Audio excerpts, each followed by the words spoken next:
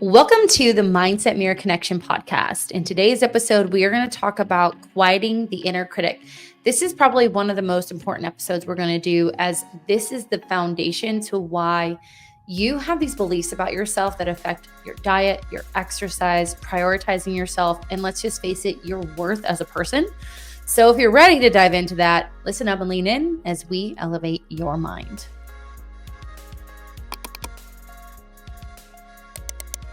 Your worth as a person. It's true.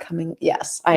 This is the narrative that once we can combat it, we are golden.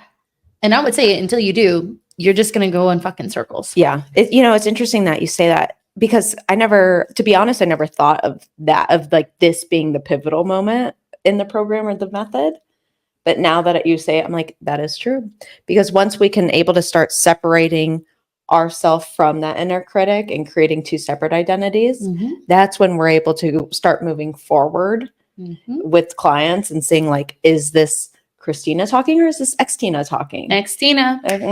We love her. And so my inner critic is not a critic anymore. She's your glam girl. She's fiery. Yeah. We love her. So anywho, no, I agree with you. And it's making what we've done subconsciously for decades conscious. Yeah. And that's super duper important. And so I thought, we need to talk about this. And if this is the only episode you listen to, congratulations. Yeah. Because this is a great episode. But can we just tell you that Amanda's wearing panda slippers? And they're so cute. And what size shoe do you wear? 7.5 to 8. Okay. Well, these are my 8.5. Because I could wear tennies over here, but I think of your home as like my second, well, probably my third home. I wear these all day. Yeah. So when I come over here, I'm like, well, I'm just going to go hang out in my other home. Yeah. Yay. So also, hi, baby. The baby's it's Aunt Titi. Aunt Titi. It's interesting. I'm ready. I'm ready for the baby to come out and smile at me. My parents are really ready. I'm the person who talks to that baby the most. Yes. Actually, that's probably super accurate. Hi, honey. It's Auntie Titi. Yeah. That's me. Yeah. Auntie Tina is what they called me. Auntie T. No, you're Aunt TT. Aunt TT. You're going to get the new TT. I'm going to get a new TT. I have to look at that. I keep looking at my boobs, you guys. And this is, I know women out there are pretty cute. They're kind of, no, if you actually saw them without like any sort of support, they're just like flat right here. You think so? Yes. I've never seen your TTs. I'll show you one day. Mine are. Are you a naked person around your friends or not? No, but I am. You'll be naked around friends? I don't care. I don't care if somebody is naked around me. I would prefer to just wear a sports bra and shorts, though. Well, like Eric and I travel together and we're just get naked. Naked. She'll be like getting ready. Yeah. I'll be in the shower. I don't care. I don't really care about that. Yeah. No. I get naked. Yeah. No, I don't care. Like, let's put it as like Mark was rocking around naked when I was here. I'd be like, okay, that's weird. Yeah. Okay. Like, I feel like this is kind of weird. Or like my cousin, like she was here and we never see each other, but like, I'm like, I don't care. Yeah. I'm like getting like dressed, whatever. Who cares? Anyway, we have this funny joke between us girls because we were at my friend's, I was maid of honor in this wedding, best friend's bachelor party when we were 25. And we all were in the same like suite together and everyone's been walking around like their panties and their top off. And this girl's like, I didn't grow up in a naked home. So now we all joke. I didn't grow up in a naked home. Like, what does that even mean? My mom was the mom that like, if you walked in on her, and like shamed her body. I feel like your mom wasn't. I mean, I never walked in my mom naked though. Never, ever. Not that I remember. I mean, I remember her body naked, but I'm not like, oh, I caught her naked. Well, probably because she walked around naked in front of you like a normal person. I guess so. My mom was apparently ashamed of her body. Maybe it was her inner critic. Maybe. Should we just get into it?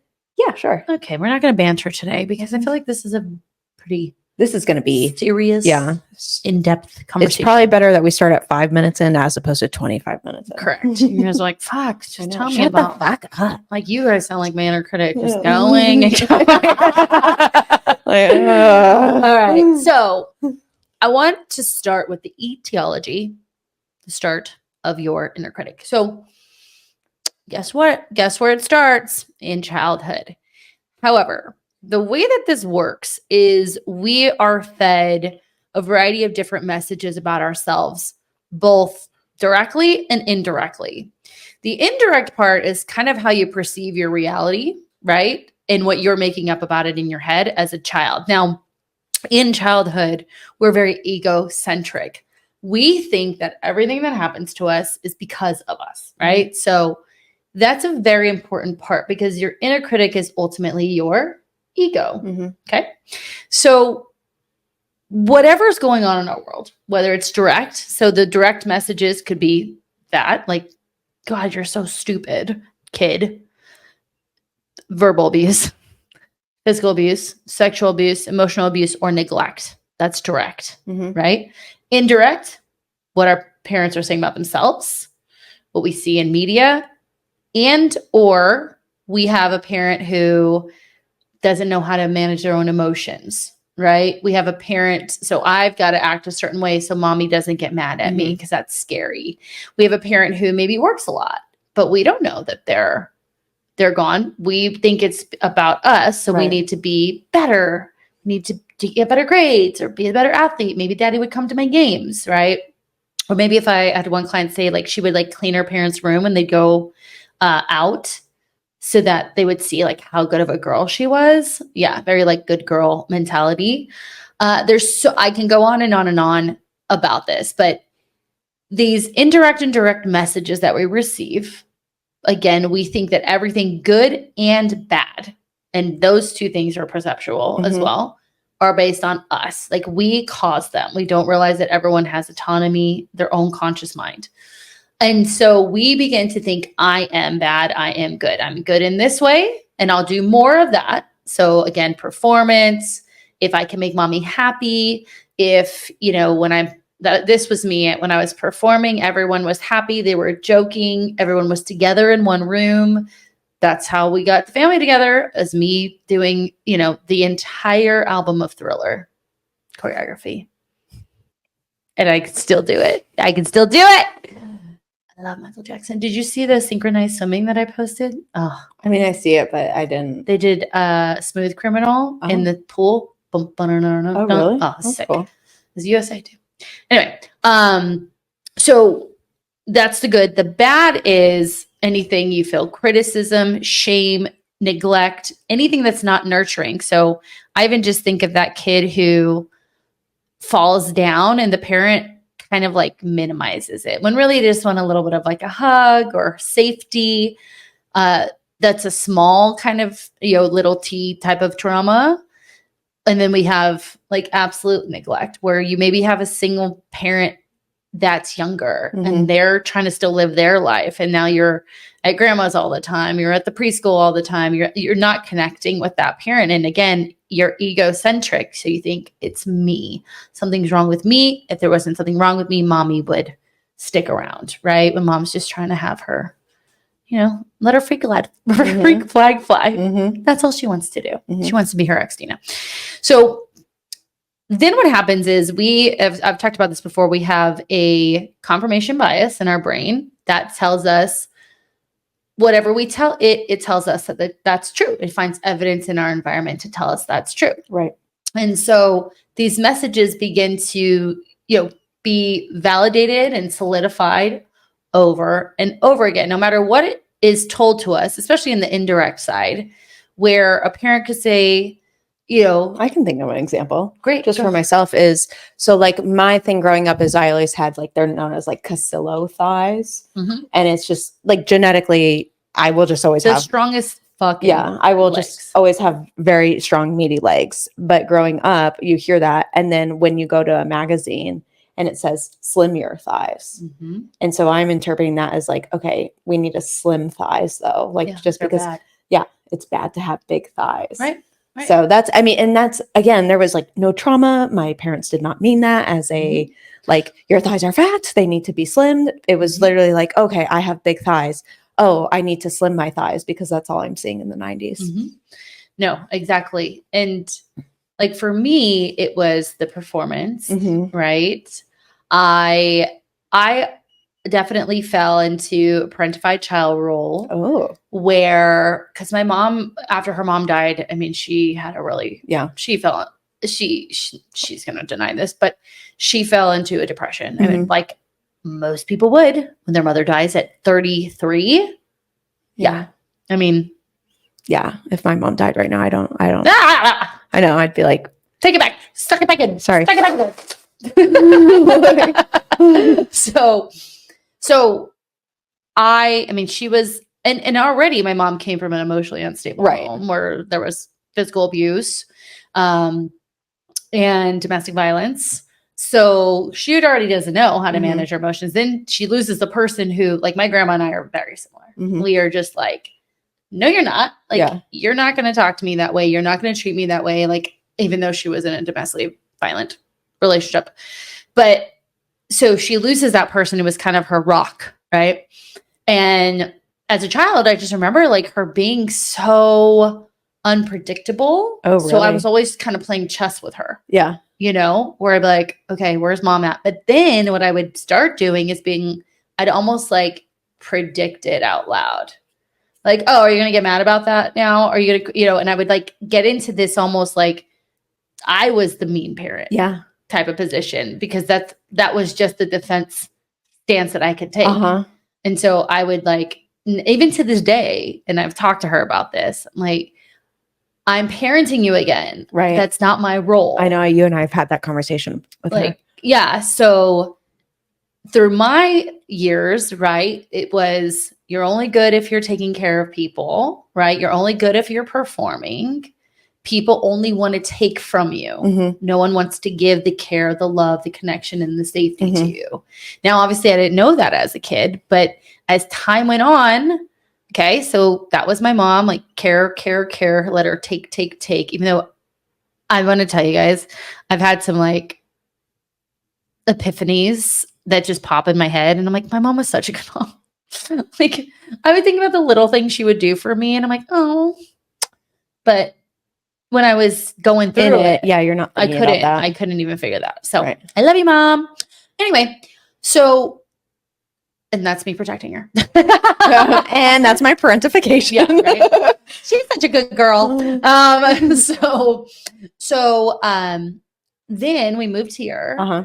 and I would like find money, aka kind of take it from my parents when I was a kid, to buy people stuff at the ice cream man, because I didn't have any friends. So now I'm buying for people. That's how I'm getting their love, right? I'm providing for them. They're taking from me. This, boom. Then I get into relationships. And now it's the same thing. I'm taking care of these guys. They're taking from me. They're not necessarily giving me anything. And it just went on and on and on and on, right? And so then we look at that from so that was my worth. Like, you're only good if you're taking care of others, you're performing. I'd say I'm not a people pleaser by any means. No. Tell me more. No. But I would say those are my two: caretaking and people pleasing, that my inner critic makes up. But what would you say yours are? Mine was like the perfect one. Mm-hmm. Like, I need to do it exactly this way. And so if I didn't do it, and it's not like it's your false sense of confidence, right? And so, and I didn't know I wasn't going to be perfect at doing it. So when I'd start doing it and that wasn't perfect, I'd be like, oh my God, like, just like, it's so frustrating and so upsetting. So mine was a lot more I directed. So that makes sense, because you're the only child. Oh, We're getting back to this. I know. So Amanda's the only child, and she's kind of had some epiphanies of like how that dynamic, like, you had nothing to like, I mean, you had your steps or your half sisters to like compare yourself to. Yeah, but that was an easy comparison. Mm-hmm. If like for me, that was, and I doubt they'll listen to this. But if they do, no offense. But comparing, I wanted to do, bless your heart, but bless your heart, but I was going to do the opposite. I interrupt this episode to bring you our August promo, which is $100 off the Mindset Method group coaching cohort. This cohort is designed to work in a group capacity and work together to understand your relationship with your body, food, and self-worth. More importantly, this is our last cohort in 2024, and you'll be able to work with my Mindset Method coaches on how to not put too much on your plate, both figuratively and literally during the holiday season. In this program, you receive access to the Mindset of Matter app, where you get access to our exclusive Mindset Method curriculum and reflections. On top of that, you receive daily journal prompts to help solidify what you're learning through that curriculum and that reflection of the week. And more importantly, you get time with a coach. You and your cohort will work with your Mindset Method coach to process and understand and get coaching around what you're learning. And that is on a weekly basis. On top of that, and last but not least, you'll get access to the community forum and so many other resources. So if you're ready to go through a holiday season where we do not binge, we don't see weight gain, we don't go into the mindset of starting again on January, check out the show notes below for the link to this offer. Now, back to the show. Of what they were doing. Right. And so therefore that gave me the slingshot. And if I didn't do it the opposite perfectly, I'm the failure. Right. I'm stupid. And I always felt like isolated and alone a lot.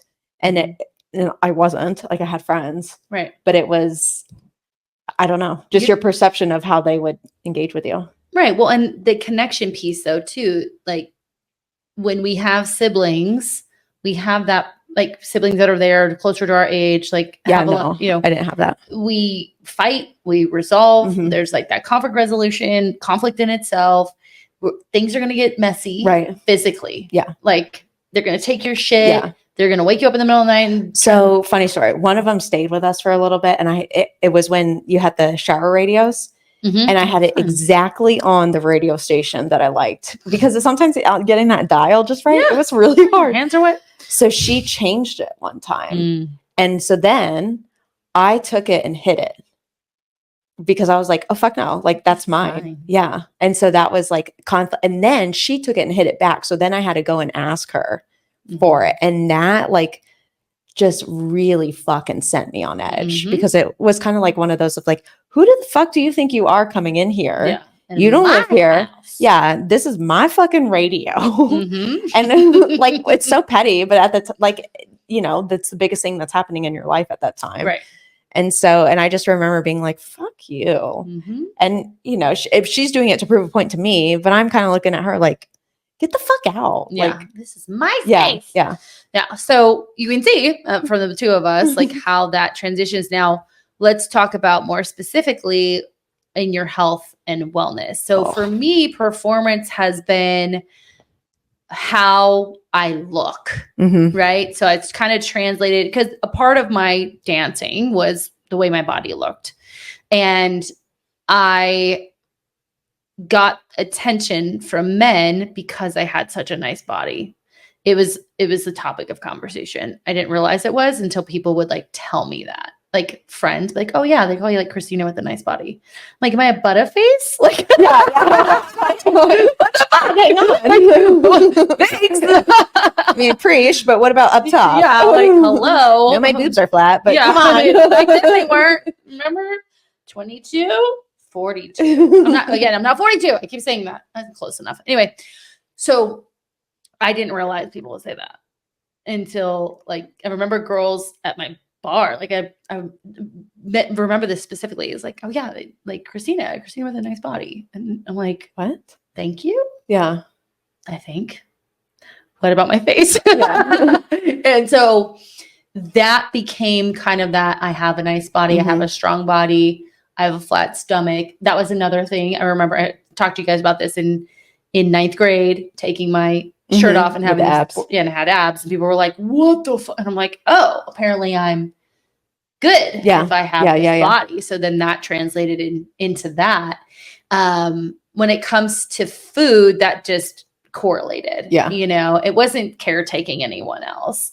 The funny thing about that is that has never, there's been relationships that weren't focused on health and fitness that I can see I wasn't as involved in that.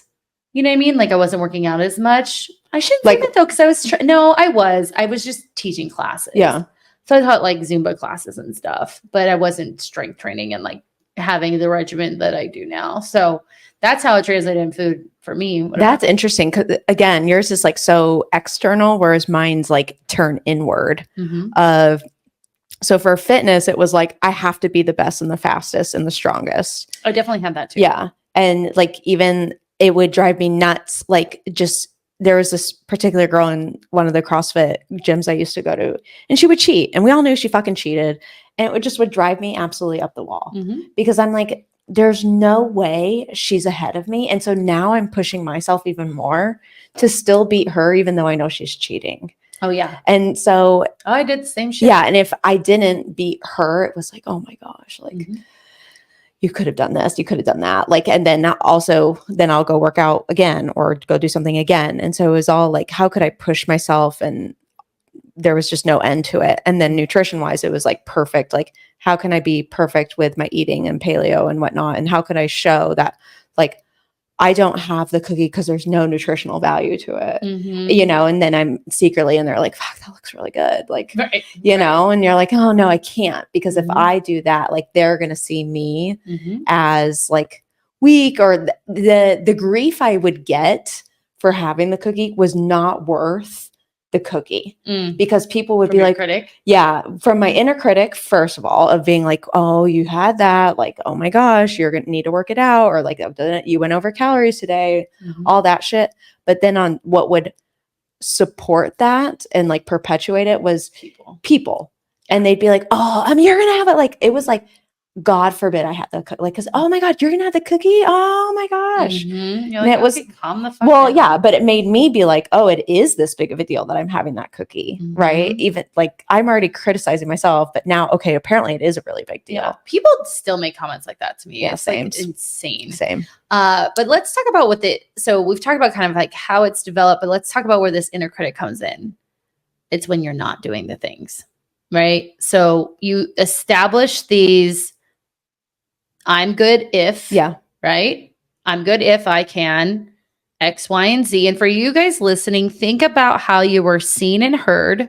Think about what you were praised for and what you were criticized for. That's going to tell you your praise is those codependent patterns that you continually try to hit to feel worthy. Your criticism is usually going to mimic your inner critic, right?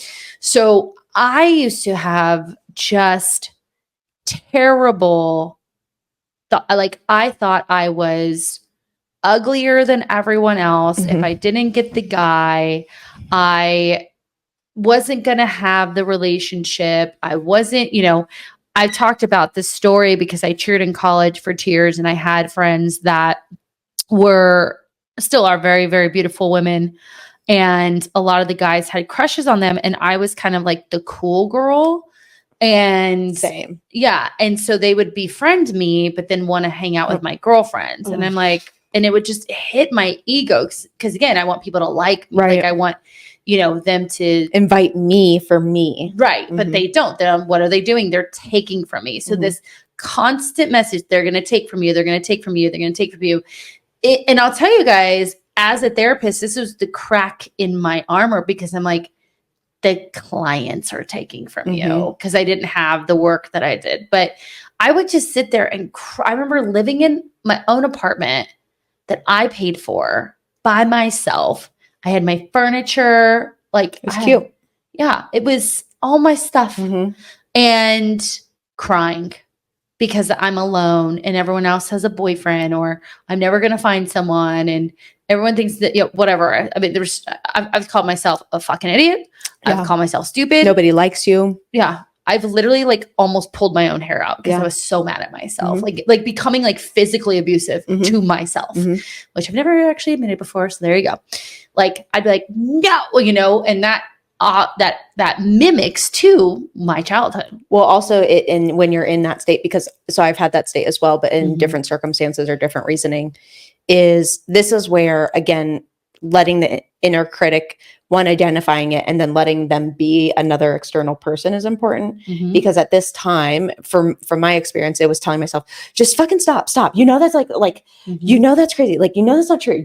Like, and you're just trying to suppress that like emotion and that thought and that feeling, and it keeps gurgling up, and then you're getting upset because now I'm feeling this way. You're such a dumb fuck. Like, you shouldn't be feeling this way. Like, you know, like, yeah, like it's in this spiral, like a cycle, and you're just like going like, shut the fuck up. Yeah, like I literally feel like almost frozen in place, but yet like so frazzled in my body of like, there's nothing I can do to cope with it. Well, let's talk about coping. Yeah.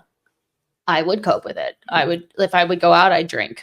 Yeah. I'd over exercise or even stricter or be even like more isolationist. Like I would choose to be like more socially. I'd put myself back into the position that I didn't want to be in. Like I'd go out, we'd drink, I'd pay for people's stuff, you know, if I can start a new conversation and get attention, right? Yeah. Like that was kind of my vice.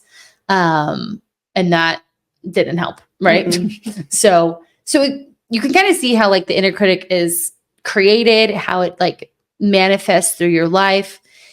We're telling our own stories in hopes that you guys can kind of be like, oh, like that's me. So maybe we share a couple of our client stories. So think about, here, this is literally a conversation that I was having today. Yeah. Well, Let me pull it up while you talk. I'll go first. So I have a client who is literally a 30-year-old physician. She is incredibly intelligent. When she was very, very young, she had trouble eating. So her family was like trying to force feed her to eat. And her grandfather was the one, I'm going to get the story wrong, so I apologize to you who is listening right now. Her father or grandfather kind of helped her with eating. So then it became eating was good. But then we didn't have any boundaries around the eating part of it because they were just trying to get her to gain weight. And then eating became bad. And then she was criticized for gaining weight. Yeah. So it was like, she's always the smart one. But what she said in her family of origin, it was good job, but. Yeah. Good job, but. Good job, but. And whether it was getting a better grade or she got the best grade, so now it's her body. Like there was always a critique on her. And her inner critic is literally, well, a critique or, well, I don't know. I don't know if you can keep it up. Right. Right. Like, how are you going to keep that up? Like, as if like waiting for the other shoe to drop. So in her life up to this point, I mean, this woman has accomplished so much, like in her 30 years and still it's not enough. She's not pretty enough. She's not skinny enough. She is going to fail at this. It's, not going to happen. And that's what she came in at. And it kept coming up and coming up. And let's table that for now because we'll talk about how we brought her out of it. You go. So I got two because that story reminded me of a client too. So her she was compared to sister. And so she was known as like the good eater. Oh, so so for her to eat was like, oh, good. See, you're a good eater, but you're gaining a little bit of weight. They would like pat her belly and be like, oh, like you're my eater though. And so it was like, okay, I'm good if I eat, but I'm eating too much. And now that actually perpetuated into eating disorders throughout her life because if I eat, I'm good. And so then when I'm overweight, now I'm bad. So then I yo-yo back. Yep. And so that was something, but so even today, so this was a conversation that I'm having with a client because she's kind of, she's stuck between a hope for a change and still feeling like it won't change. So, what would be good about not changing? In the moment, it's easier. I said, what would be bad about changing? Not get to eat whatever I want. And I was like, whoa, like, why do you think you can't have what you want? Yeah. Because it's not about the food, right? It's not about the paying for people's stuff. It's not about the like performance of workout. And so, choice. She goes, I don't even know. And so I circled it back because that was over the last week. And she coincidentally did this assignment. So I was like, interesting, coincide this with the assignment, is that funny? How funny how that works.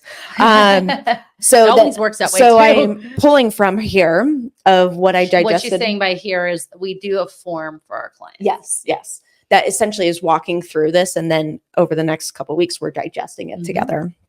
And so I'm telling her essentially from what I gathered from the form in this brief conversation is I can't have what I want because I won't be doing it perfect. Therefore, it doesn't matter what I do. I don't deserve what I want because of how I look. So why does it even matter? I'm not successful right now. So therefore, I'm not very good at this job. And then I was like, any of those ring true? She's like, those ring true. I feel like a fuck it mindset. I said, yes, fuck it. I'm not perfect. My body sucks already. What's it worth anyways? Yes. I'm not worthy of changing because I've tried before and just failed. So I'll fail again. that's the kind of conversation that we're talking about, Yeah. that we're identifying with these people. And this is legitly back and forth right now. Well, and it's a loop. Now she's Yes. playing that loop in her head. And remember that confirmation bias. Right. That's what she remind her of that. Like the confirmation bias is always going to look for that. Right. Well, and ignoring, because last week we were kind of talking about going back to this, and it was on our call, we had one of our questions, it goes, how are you practicing your ideal self today for the pre-call? I interrupt this episode to bring you our August promo, which is $1 for 1 month of the Mindset and Movement Fitness Training app. This app has been designed for anyone, whether you're a beginner, advanced, whether you have access to a full gym, or maybe you have dumbbells at home, or maybe you only have 20 minutes and you want to get a great workout in. If this is you, this app has been designed for you. The app includes 4-phase training programs. We have a 5-day split for someone who has access to a full gym. We have a 5-day split if someone has access to dumbbells. We have a 3-day body weight and band split if you want to start there. We have a 3-day time crunch dumbbell workout split if you're short on time. And we have core programs that you can add to any of the other programs. The nice thing about this app is that every month the workout change. The workouts are going to be designed based on the previous workout, so they're well phased so that you get the results that you desire. You also get access to our community forum of like-minded individuals to share your experience and share your workouts and your success. You'll also get access to a variety of resources that the Mindset of Matter includes in this program. So if you're ready to get in the best shape of your life, click the link below to get $1 for 1 month. And here's the great thing. After the first month, it's $29 per month. So you'll definitely want to partake in this. Now, back to the show. And so she goes, I don't even know. And so then on our call, I was like, let's go back to that and let's look at it together. This is what I'm seeing you do. That is your ideal self. Would you say that's true? Yes. Okay. So now I have to bring that aspect of our program back in of like, okay, remember our ideal, because to me, when you read that, you'd be like, well, then why the fuck did you sign up for this program? Right. Like, right. If you're like, oh, I'm just going to fail at it anyways. But that is, she got to the point that we're talking about, this misery, this crying, this shame, this guilt, to realize like, oh, there is something here. Right. And so she can achieve weight loss because that's one of her goals. She can achieve getting stronger because that's one of her goals too. She can achieve better body image, but those things are going to be stumped if we stay in this mindset. Why should I even try? Well, and I want to explain why it then becomes our ego. So all that wounded stuff that happens to us in childhood is what we call like our wounded child. It's that part of us that's very hurt. It's very painful. It is those deep, dark beliefs about ourselves, and because that's where it was created. And there are those unmet needs that weren't met in childhood: safety, autonomy, identity, growth, variety, and I always get this one, love and connection. Yes. So thank you. Say it's 10,000 times a week. A lot though. Yeah.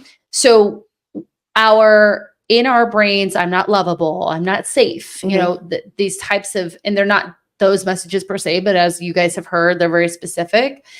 They are predictable because those are the narratives you've heard over and over and over and over again, right? That's what we experienced over and over and over again, whether again, it was directly or indirectly, vicariously, whatever you want to call it. So we can predict that. The ego's job is to maintain that identity because it's predictable. It's kind of like, I said this on the All or Nothing, the evil you know versus the evil you don't know. Is that this devil you know versus devil you don't know? The ego's job is to just keep the devil you know. Right. And just rehashing that over and over again. Oh, because we can predict the pattern. Exactly. And that's exactly what that client's doing. She's predicting the pattern because she's scared of what could possibly happen outside of that pattern. She doesn't know it's not predictable. Right. And a lot of times when we're working from this inner critic, we think it should just change like that overnight, when that's obviously not the way it works. So the ego, when you're in this inner critic ego state, you're quote unquote protecting that wounded part of yourself, but it's not protection. It's regurgitation of what you know, what you think you are from like your true core. So we really need to begin to separate that from our adult functional self, our authentic self, in an effort, like in this client's case, to move forward. You will not do it. That is why 90% of people gain the weight back. Meaning when you say you will not do it, what is it? Whatever it is. Okay. Weight loss, Okay. strength, look in the mirror like yourself sometimes. Yeah.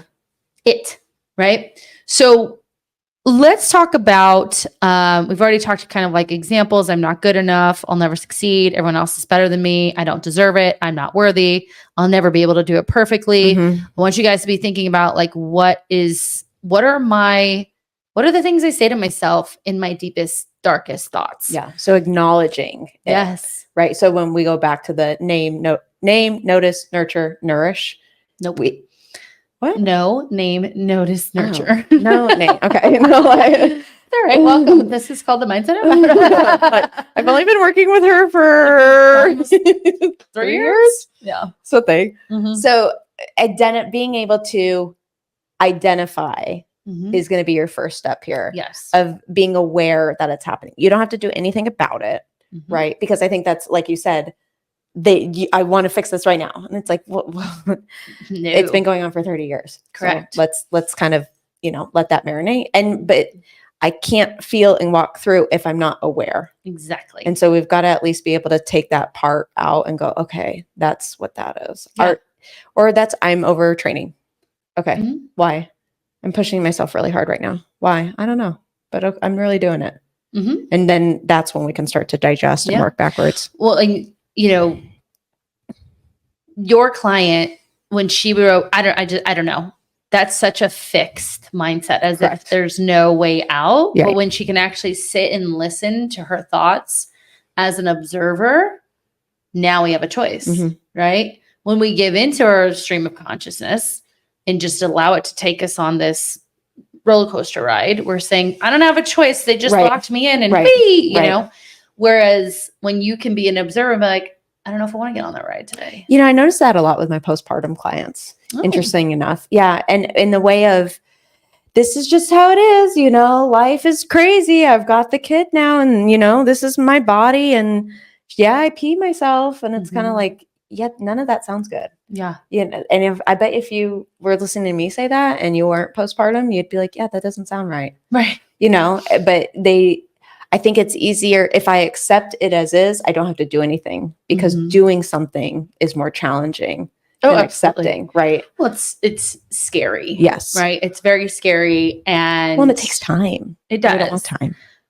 But I will say something. It doesn't take as much time as it took to develop it, because you now are in a mature brain Mhm.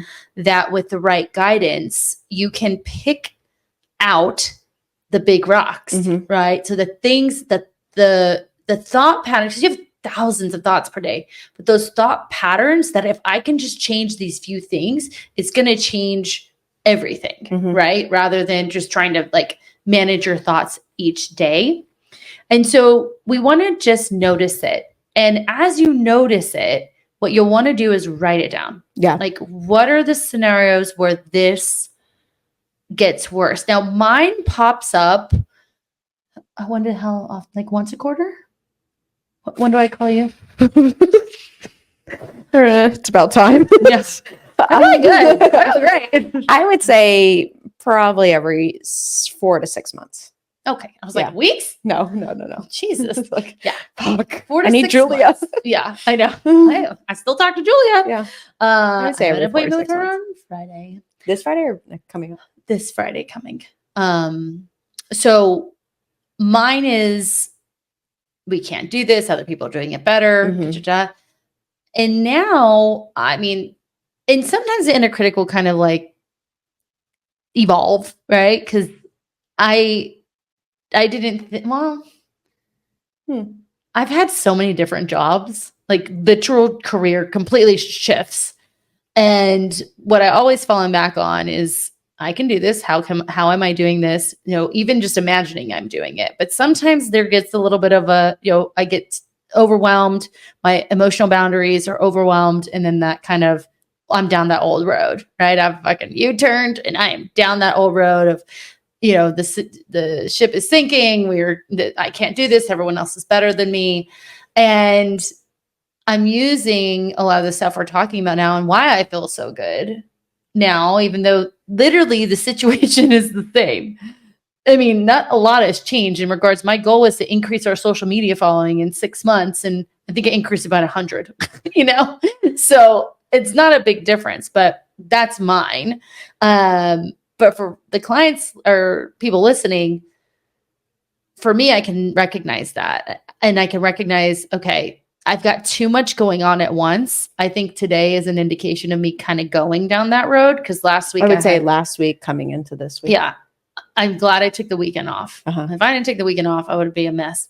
So I now know, okay, I'm starting to feel that kind of earth start shaking under my feet. Now I can stop it, right? But until you have that information, and I've been doing this for 10 years, like on myself.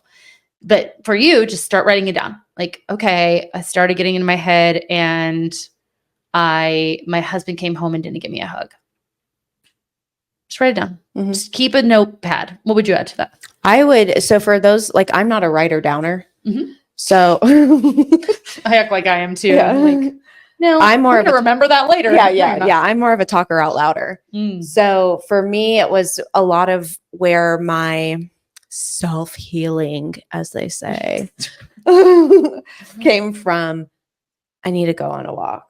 Like, I just need to go on the walk, and I need to no headphones, right? Because I think that's another easy way that people suppress that is put the music on, put the podcast on, distract myself, suppress it. And literally just work through, like, why is it so upsetting that, like, you had the cookie? Like, what does that really mean? Okay, well, because I don't hit my calorie targets, and then I go over, and then I have a lot of sugar, and I don't want to, like, and then I know I had like 5 of them. Okay, well, what is that? Like, what's the fear of having 5 of them?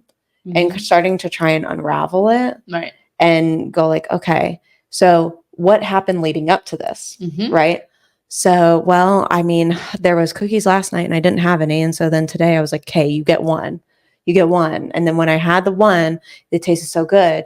And so I wanted more because I know I'm not going to be here tomorrow. I'm going to leave. And so and it's just like, well, even just that restriction of like, if you were a good girl, you didn't have the one, right? And that goes into your right. So you get one today, so you're rewarding yourself, and then you worked out too. So no worries. So like you worked out twice already. So maybe like that's all right, because then technically you didn't really have one because you burned that many calories.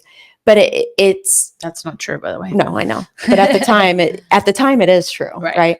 And so it's really like, for me, it was just asking, like, why? What does that mean? What does that mean? Elaborate on that. Keep going until there really isn't an answer anymore. Right. It's like presenting your thesis statement for your PhD. Until there is no more answer or any more questions, you just keep going. And no answer is stupid and no answer is ridiculous, but you also have to accept that too. Right. Because I think a lot of the time when you're going through this, you're like, well, this is fucking ridiculous that I'm writing this out. Like that my husband didn't give me a hug. Like, come on. He didn't even know I needed a hug. Well, right. You can minimize it, but it's like by you minimizing this inner critic that's what you've already been doing. But by you minimizing it is minimizing your experience, as I say, and it's not helping resolve this. Exactly. So each time that you keep making it littler and littler and stupider and stupider and stupider, you're telling yourself, this is a fucking stupid problem to have. And you could easily say, like, people in Africa are starving, Amanda. Like, what's the deal if you have a cookie? Like, but again, they're in Africa. I'm not. Like, right. Well, this is the life I'm living. Yeah, this is the one I'm living, and it's a true struggle for some people, and myself included at the time. Absolutely, it's a major struggle. Yeah. With my client that we were talking about, I mean, she was literally looking at her progress photos and able to say, like, "Oh, look," and she said, "I'm not as chunky." That was her words.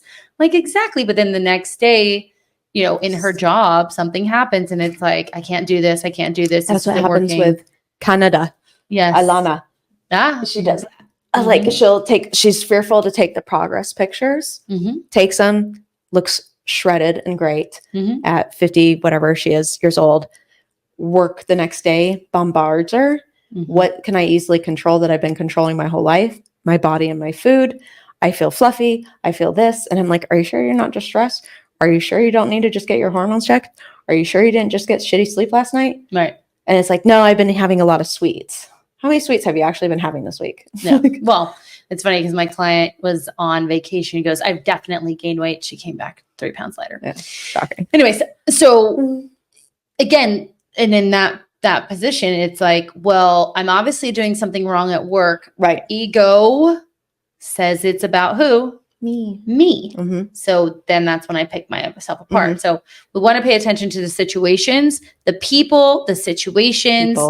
And if you're like, I don't know what's happening right now, maybe just write down what happened in your day. Because I guarantee something's going to come up and you're like, oh, so I was having I was having some flashbacks of stuff that happened to me in my childhood that I was like, what the fuck? And I was talking to my therapist and then I realized, I was going through creation, like social media creation. And I was going to do this very like vulnerable post about, yes, I've never lived in a larger body, but I've lived in a body I hate. Yeah. And like the reasons why.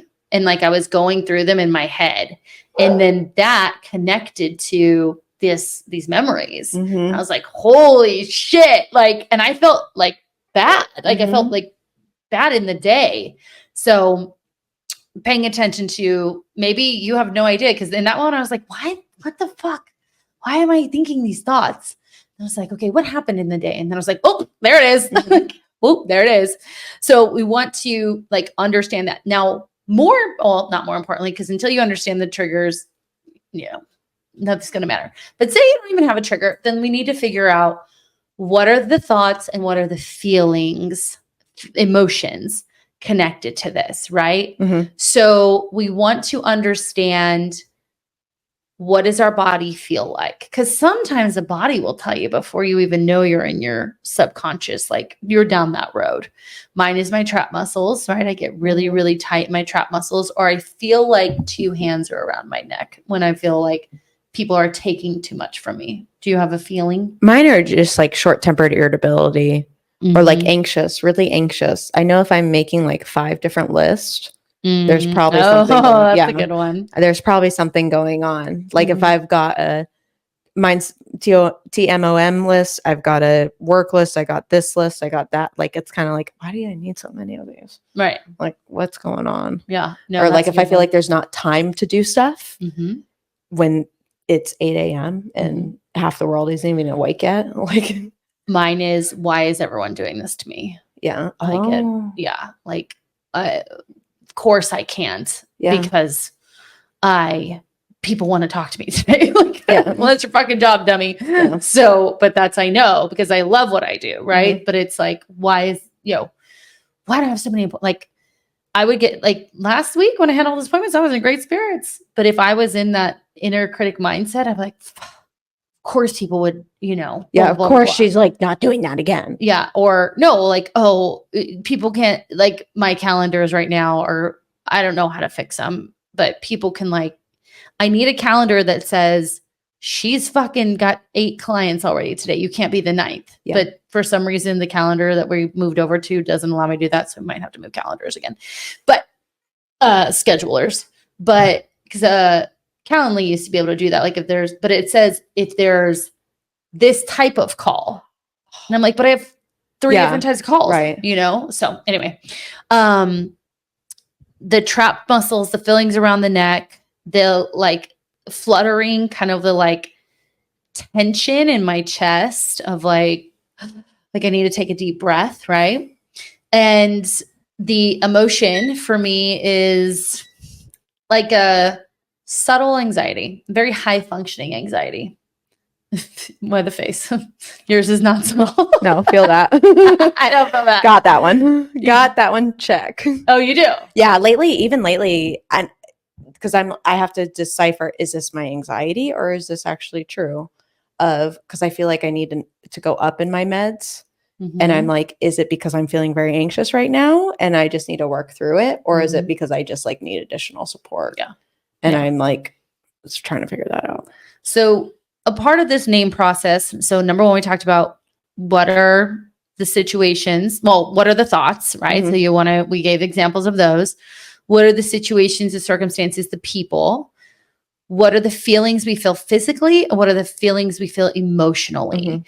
Because again, now we have 4 pieces of evidence that we can recognize, and maybe recognize one first. And you're like, okay, last time I felt like someone was choking me was because I was overwhelmed with Mhm. people.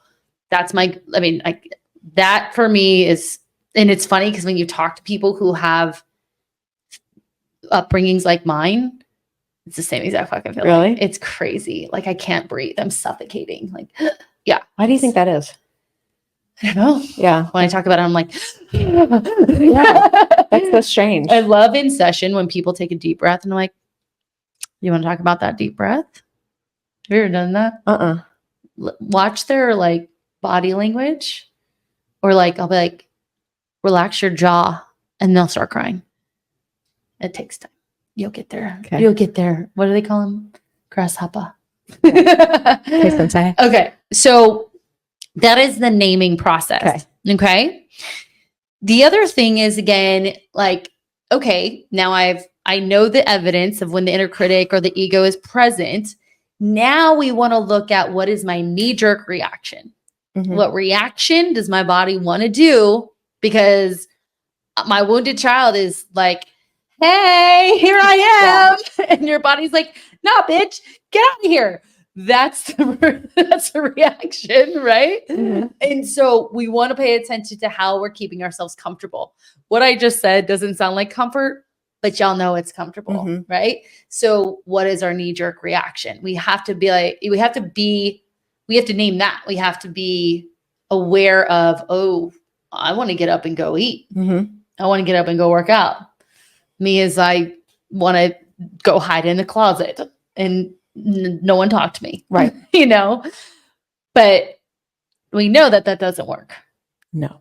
You know, I used to be the girl that I like when I was trying. So I was in varsity dance my freshman year, all through high school.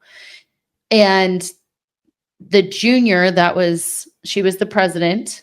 She and I went to dance together, studio together. Oh, okay. So you guys like had I a was kind history. of like her, like, what's the word? Protege. Protege, thank you. So my sophomore year when I was running for president, if I wasn't going to make it, I was going to switch schools because that's my go-to. My response is, I'm out. Get me out. Like, I don't want to fucking deal with this shit. You know, because in my childhood, I was just like, I can't do this. Done. Can't do this. Like, I would emotionally just shut down and be like, please stop talking to me that way to my mom. Like, I'm not yelling at you. Don't yell at me. Like, I wouldn't even have emotion. And I'm like 10.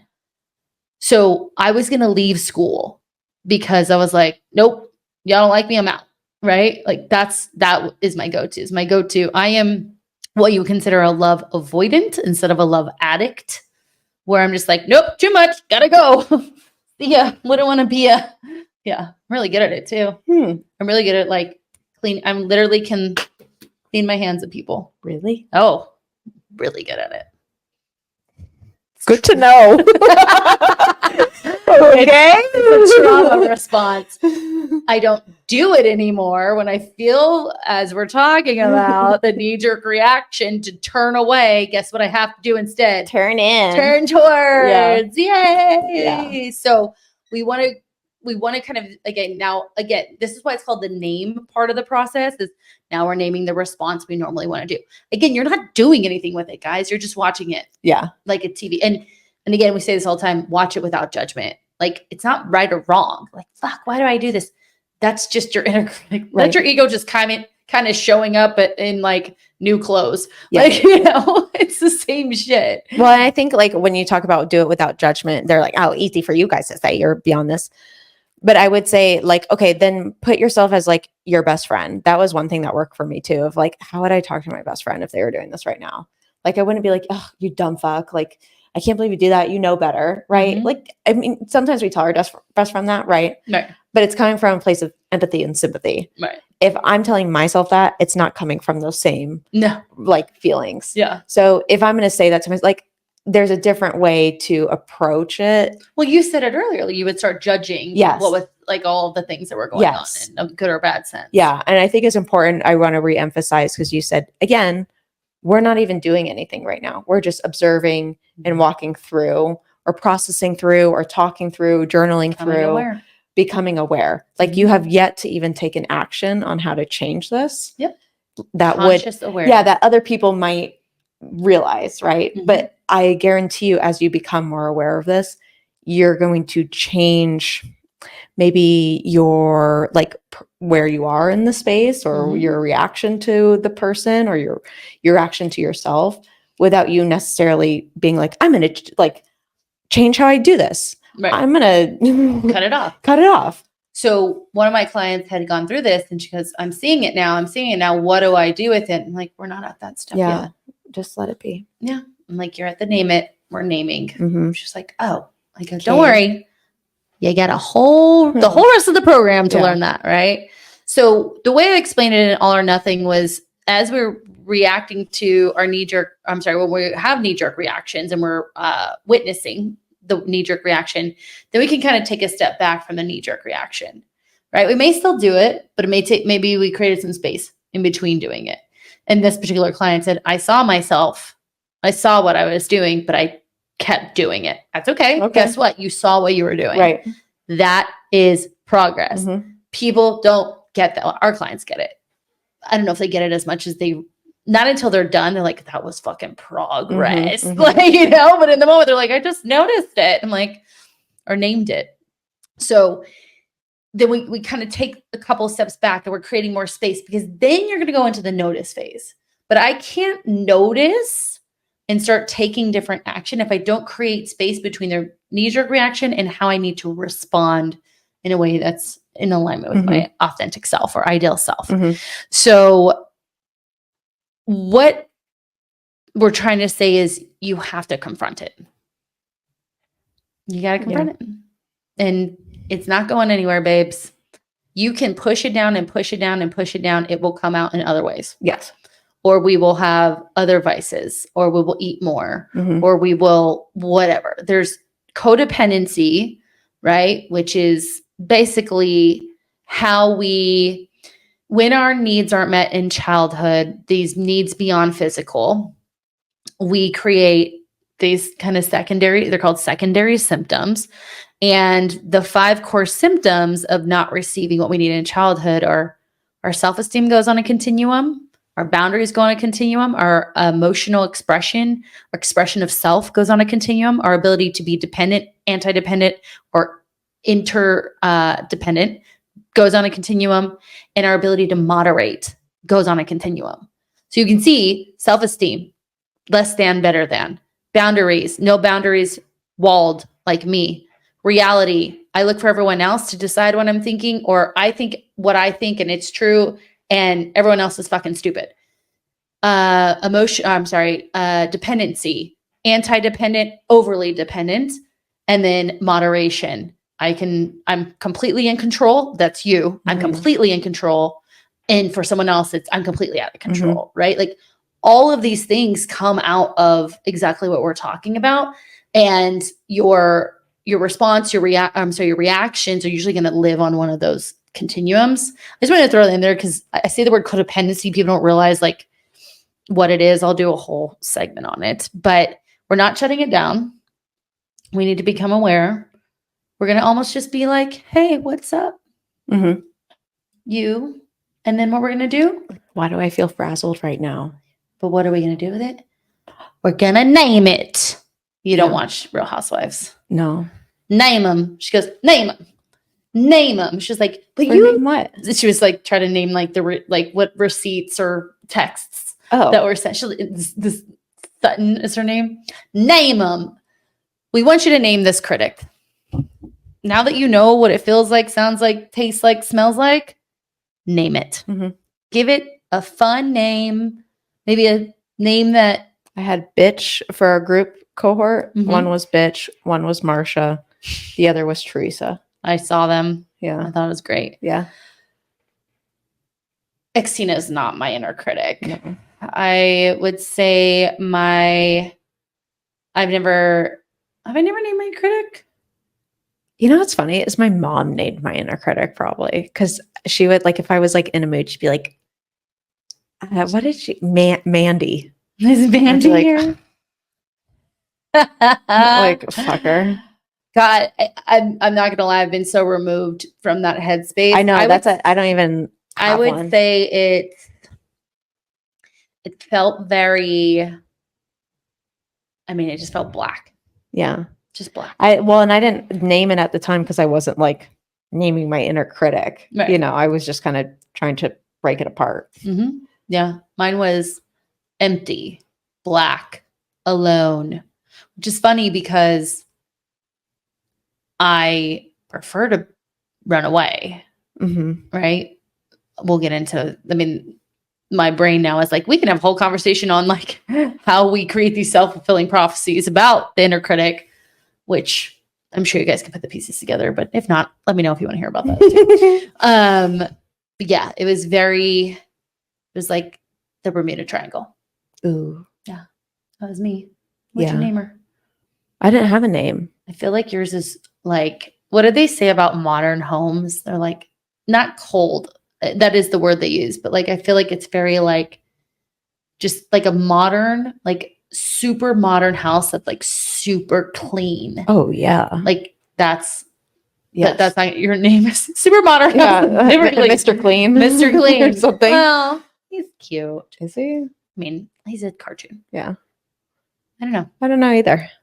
Because nothing comes to mind because it's like, I look to put it in perspective of where I am today compared to then when I think about all of that. Not to say that some of it still doesn't happen because it definitely does. But when I think about where I was then, I look back and I go, wow, like that was really hard, Mm-hmm. you know, but you don't take it as hard. You take it in sections and segments, Mm-hmm. right? Instead of like the whole, because if you think about the whole entirety of that happening, it's like so overwhelming. Right. But now that I can think about the whole entirety of it without it being overwhelming and Mhm. putting myself like in a shame spiral again, I'm like, wow, that was hard. And again, like some people are like, what the fuck? Like that's not even that big of a deal. But you have to understand everybody has like something, right? Mhm. And it could be colors of a wall or something for some people, right? Which to me, I'd be like, really, the fucking color of the wall? Like They feel a lot of shame around it. yeah, it's really I promise you, if you can take it in segments and look at each like interaction, you know, maybe it's every interaction you have with your mom or your mother-in-law, or every time you go into work, or as a practice towards eventually feeling, because like you said, you and I have both had moments when we were in like the deep, dark, lonely hole of what it felt like to be accepted and Mhm. liked for you, or what it felt to be like perfect, right? Mhm. And now that didn't really serve us because we kept chasing that feeling, but we knew there was a feeling that you could have that brought you joy, like pure joy Mhm. for yourself. So how do I find that in another way? And if I know I can find that or have that, then there's your proof. Yeah, your proof or in your Mhm. spectrum. Right. Oh, And then I yeah. know, so even like I there, see what you're saying. I can have that, and I can also feel like absolute complete dog ass. Mhm.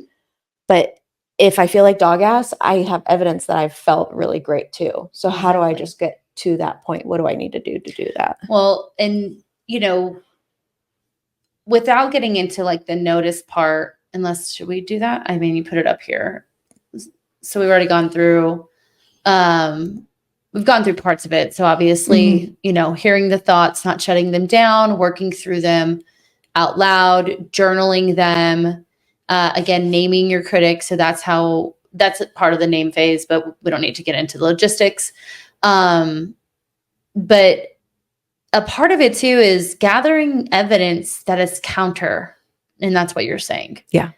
Because people are like, diets don't work for me. Well, there was probably aspects of what you did that did work for you. Yeah. So rather than looking at, well, what did work for me? Well, you know, there was days where I just walked and I really liked that, even though my critic would come in and like shit on me.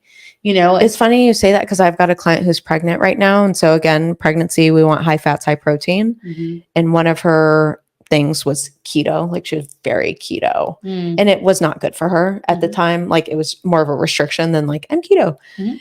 And so oftentimes when we're talking about the pregnancy and nutrition stuff, I'm like, you know, it wasn't great, but at least it taught you like how to have high fat and high protein now, where it's not such a struggle of learning that. Right. Like was it like when you were using it appropriately? No, but here's an aspect where maybe it does actually serve you. Mhm. And we can turn the disordered part into like, okay, there was something I learned and gathered from that. Right. And look, Take a we little can piece apply of it in a positive way Yep. to this part of your life. Well, and like it's such finding proof that is counter to it is so Mhm. important. Like we as coaches do this every day with our clients. Well, you just told me on your check-in that you planned your meals all week and it was better for you because you didn't have to make a decision and you stuck with those meals, but you also stuck with having your candy bar each day. And that's different than you would have done before, right? And you didn't shit on yourself for having the candy bar? No, but I had the meals, and I balanced it. Okay, well, is that the same as you've done in this diet or different? Mhm. Oh, it's different. All right, put it in the proof. Like, put it in the proof box. Like, that is how we do this. That's how we begin to recreate these new neural pathways, because that's ultimately what we're doing. We're recreating our relationship with who we are, and we are not associating it necessarily with anything else. We're saying, I am imperfect. I will figure out what works for me. And I said this again in All or Nothing, what I do has nothing to do with who I am. And that is finding the proof is one of the best ways to counter this. And you might be like, well, what if I can't find proof? What if everything is showing me? Well, the proof is the fact that you stopped and thought about it. Booyah. Sometimes that's all it is, you guys. Sometimes the proof is identifying where you feel it, right? Mhm. Not even like, I feel tightness in my chest. You're just like, my chest, right? Mhm. Or sometimes the proof is I feel frustrated. And then it's like, you don't know where you feel frustrated. You just feel frustrated. Mhm. And it's like, to me, I'm like, well, yeah, that's more than what you were doing. Yeah. You're becoming a conscious witness Uh-huh. to what's Your going body. on in your mind. Yeah. So good. So other than that, once you start doing this, you guys will be so aware of how other people talk about themselves. For real. It's so funny. Okay. Am I like in your client DMs right now? Yeah. People will be like, oh my God, I was listening to so-and-so and she was like totally in her critic and I wanted to say something, but then I didn't because I didn't have. One of my clients texted me the other week. She used to come to me in person and then she moved. And so I use a lot of what we do for in person because it's like, well, we're here for 2 hours every week. You might as well. You have something to talk about. Yeah. So she was sitting in the gym watching her kid do practice or whatever. And she's listening to moms talk about their diets. And it's so crazy to me, the mindset of some moms. But also realize that was me a year ago. And I'm glad it's not me anymore. One mom was talking about how she works out for 2 hours in the morning, 1 hour being cardio. Another mom talking about how her lunchbox was filled with Hostess donuts, Sour Patch watermelon kids, and a cupcake. And she's just like, I'm just like, damn. You should give her some cards. Like, hey, hey, ladies. We should give her some cards. Yeah, we'll give her some cards and just put them on the Yeah. desk there. So the thing about this, guys, is like you said, like it does take time to create that mindset. It took her a year, right? So really what you need to do is do this over and over again and recognize that there are going to be times where you are stronger than the critic and there's going to be times when you're not. And that's a part of the process. Yeah. Okay. Like you don't have to do this alone either. For those of you who are like, I have no idea, I can't do this on my own. This is why we're here. I can't emphasize that enough. We are probably the only program, and I'm going to say that with my fucking chest, the only program in the health and fitness space that focuses on this specifically while also providing you habits around your health and wellness that will help mimic this new way of thinking and feeling. Because once we can start recognizing these things, then we can start changing those habits with you. I don't know anyone else who does this. And I'm proud to say that. I was thinking, even if they do they have like a structured curriculum like we offer? You know what I mean? That people can reference and kind of go through, and even not even one-to-one, but self-guided, right? Where they can do it on their own. Or even in a group where you can get like different perspectives from different women in their lives too. Yeah. Like where it's a structured program, not just like, how do you feel? Where's that coming from? You know, it's like, let's go through the process of breaking this down so you can have freedom in your mind. I've seen programs like I've never seen programs talk about inner critic voice. No. Because let's be honest, like there are fitness people out there that this is outside of their scope of practice. Oh, I know. So don't even try. But for us, we have 3 programs. We have, as Amanda said, our self-guided program, which will walk you through this yourself. You will go through the entire process, and the entire process is literally this. It's redoing this, but in different aspects of it. You have how it affects your emotions, how it affects the way you think, how it affects your boundaries, how it affects your behaviors, right? And then through the notice and nurture aspects of it is when we start to change and create new ways of thinking and feeling. So put it in practice. Yeah, exactly. Self-guidance can take you through that. That's $48 for the entire program. You guys, that's a pretty good steal, if I would say so myself. September 2nd, we're running our last cohort of the year. It will go through the holidays, which, let's face it, Inner Critic loves to show up at the fucking Thanksgiving and Christmas table. So I do want to point this out too, because people will be like, oh, I'll deal with this after the holidays. Because that's every single, like this time, not this time either, because we're still in August. I'll say when we start doing like our clarity calls come October, November, that's the number one, I don't want to say excuse, but reason people give is, I don't have time for this during the holidays. I'll circle back. Or they'll use the financial one, which everybody is in their own little ship on that. I'm not knocking that. But my rebuttal to that, my rebuttal to that is, what a perfect time, because the holidays are going to come next year. Exactly. And so we can actually do what we're doing and put it in practice more readily rather than working on it after the holidays. And now you've got 6 more months until it might pop up again, where what a great opportunity to have like an additional support system that has nothing to do with your family and can solely focus on you. Yep. It was like, I 1000% agree with that. Like, you might as well put yourself in the trenches. Yeah. And be like, and because you're most out of this fucking program. I would say like people do this shit all the time. Like, you're digging your hole deeper each time you use that reason of like, I'm just going to do it after the holidays. You're it's saying like, there's this best time to do right, this right. work. And there's not. You're going to try to do the work when the cues aren't there. Right. Good luck. Because even I would say, let's go into this. Okay. Let's do it after the holidays. Okay. Then that comes into, well, I've got to like, work usually picks up after the holidays, right? Because everybody kind of puts everything off. Okay. So then I've got to get, so now I got to get picked up on, or I joined this challenge because they're doing a New Year's resolution. So I want to do that first and see how it goes.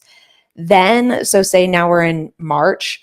Oh, kids are going to get out of school. We're going to spring break. I'll start after that. Oh. Okay. Now we're in summer. The kids are home. Work is I'm trying to figure out childcare.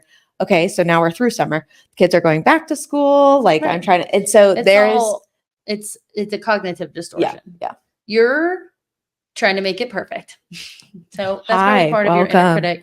Yeah. You're trying to figure out a perfect time to do this. The perfect time to do this is when you're going to be in the trenches with your fucking family. Right. Or mother-in-law and people talking about what you're eating, what they're not eating, the clothing that they don't fit into, or the new clothing they fit into. People are going to be on Ozempic and all of these things. And if that's not for you, like, do it. Like, stop fucking lying to yourself. Sorry. I'm much nicer. I know we are much nicer, but that's one thing that grinds my gears, as Peter Griffin likes to say. Ah, love it. That sounds like a Michael.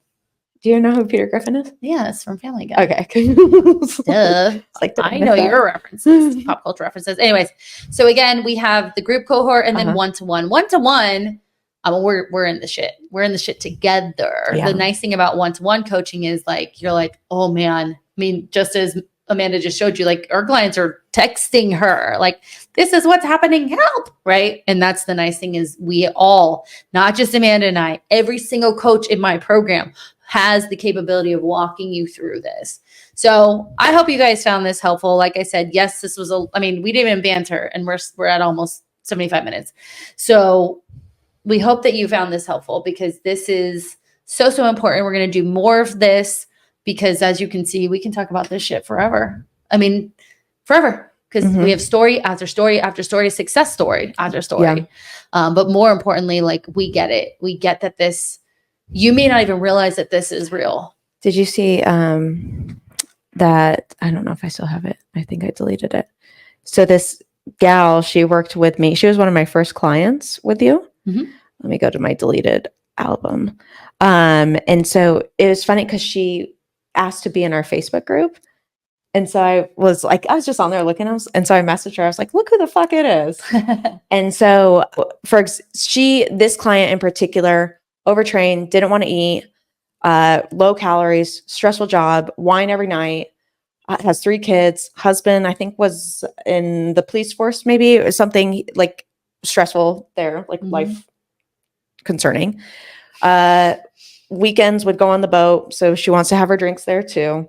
Doesn't want to do anything there. History of like hip, low back issues, high intensity workouts, no history of strength training at all. Like, what was her inner critic?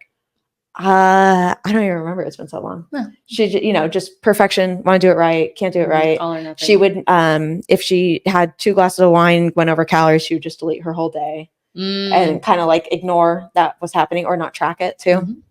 So I messaged her when she asked to join the group as just who it is. She said that she had hip surgery back in March. She made it through 4 months of just physical therapy, no workouts, eating food, no anxiety, and didn't gain weight. I'm still so grateful. I would never have handled it that way before. I would have starved myself because I wasn't moving as much and made the healing process slower. Yay. I know. So I was like, that. I wonder if there's a correlation with people who delete or don't track and like family of origins that like sweep things under the rug. Yeah. There's another study that you could do. Yeah, I know. Go back to my PhD. No. Anyway, we're going to end this now. Again, you guys, if you find this helpful, we have 3 programs, all at varying price ranges. I'm just going to tell you what the prices are. Okay. And before the new year too. Yeah, before it changes shit. Self-guided program is $48. You get access to the 16 course curriculum. It is self-paced. You only get access to it for the year. So you have 1 year to complete it. So is it self-paced? Sure. But you have a year. Group coaching cohort is $999 for 4 months. If you want to add custom nutrition and exercise coaching, it's $1,999. Our one-to-one program is $3,250 for 4 months. Yes, very large investment because it is a very, very hands-on program. You are getting personal training, nutrition coaching, aspects of therapy, because I can't say you guys provide therapy. And we're life coaches. Life coaching and access to the method. So if really you get weekly one-on-one calls. Yeah, weekly one-on-one calls. Peer-to-peer support. Even more importantly, coach to peers. Yeah. Coach to yourself support, because you have access to your coach. You're getting one-to-one calls to process all of this. You have your support of your peers in the community, a forum, all of the resources that we provided for you. You get everything with the one-to-one. Now we only have so many openings for that. So we have the group coaching cohort starting in September 2nd. In that you get group. Ira, redo this. I'm going to redo that. All right. So I'm just going to tell you guys what our pricing is, because I know people are going to ask. We offer this because we believe in it so much in a variety of pricing. And also we offer a lot of payment plans as well. So our self-guided program is self-paced. You get access to 16 course curriculum.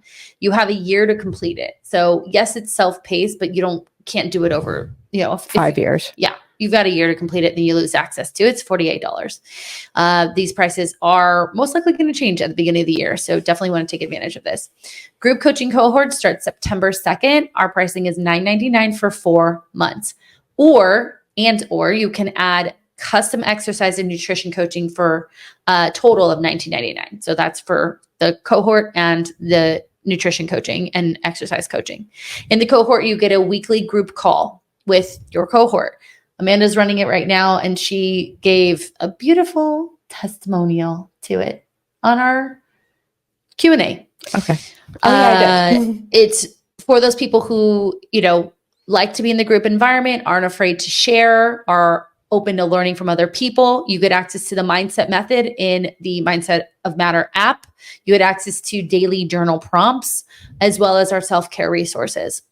Lastly is our one-to-one. Our one-to-one is the biggest investment. Our one-to-one is $3,250 for 4 months. This includes a call with your coach every single week in the 4 months. So you're able to take every part of the method and work with my mindset experts on each part of the method. Not only are they experts in mindset, they're experts in the method. You get access to your coach. So shit's going down. You have access to message them Monday through Friday, right?